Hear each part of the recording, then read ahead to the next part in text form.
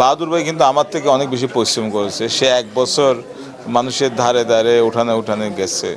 তো তার ইয়েটা ভালো ছিল, তার ওয়ার্কটা ভালো ছিল। আমি তারে অভিনন্দন জানাই, খুব ভালো ভোট পেয়েছে রব্বুল আলামিনের দয়ায় এবং বিএনপি পরিবারের সকলের সহযোগিতায়, সকলের অক্লান্ত পরিশ্রমে, অক্লান্ত ত্যাগের বিনিময়ে এবং আমার এলাকার ভোটাররা আমাকে আমার উপর আস্থা স্থাপন করে ভোট দিয়েছে, সেই কারণে বিজয় অর্জন করেছি। আমার উপর আস্থা রাখুন। আমরা যে নির্বাচনী অঙ্গীকার আছে, আমার কক্সবাজারকে নিরাপদ রাখা, একটা রাজনৈতিক সম্প্রীতির শহর গড়ে তোলা, একটা অসাম্প্রদায়িক শহর গড়ে তোলা, কক্সবাজার একটা অসাম্প্রদায়িক জেলা হিসেবে গড়ে তোলা, তো সব মিলিয়ে আমরা যা বলেছি চেষ্টা করব সেটা করার জন্য। আমি সবসময় সব কিছুতে সিম্পল চিন্তা করি।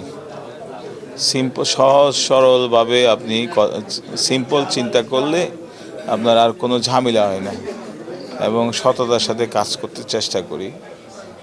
আর হলো যে শুনি সবার কথা, যে গুরুত্বপূর্ণ একজন আপনার সামান্য মানুষের কাছে অসাধারণ কথা শুনতে, সাধারণ মানুষের কাছেও আপনি কিন্তু অসাধারণ পরামর্শ নিতে পারেন। তা আমার কাছে এসে সকলেই তার সব মনের কথা বলতে পারে, আমাকে পরামর্শ দিতে পারে, তা আমাকে দুঃখের কথা, সুখ দুঃখের কথা বলতে পারে ইজিলি। তো যেটা আমার কাছে মনে হয় যে তাদের সাথে যেহেতু আমার 1-to-1 কন্ট্যাক্ট, তারা আমার সাথে বোধহয় এটা ইয়ে করে আর কি। এটাই একটা সিক্রেট ব্যাপার আর কি, বলে ফেললাম আর কি আপনাদেরকে। না, অবশ্যই কালকে থেকে যাওয়া শুরু করব, কাল পরশু থেকে যাওয়া শুরু করব। আর হলো যে বাহাদুর ভাই কিন্তু আমার থেকে অনেক বেশি পরিশ্রম করেছে। সে 1 বছর মানুষের ধারে ধারে উঠানে উঠানে গেছে। তো তার ইয়েটা ভালো ছিল, তার ওয়ার্কটা ভালো ছিল।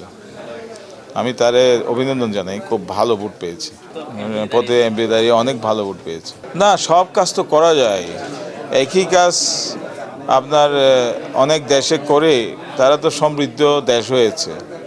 এটা মানুষের অসাধ্য কিছু নাই। আপনি যদি শুধু আইন শৃঙ্খলাই ঠিক করে দেন আর পরিষ্কার পরিচ্ছন্ন রাখেন কক্সবাজারে, অনেক বিনিয়োগকারী আসবে, কিন্তু তারাই ঠিক করবে।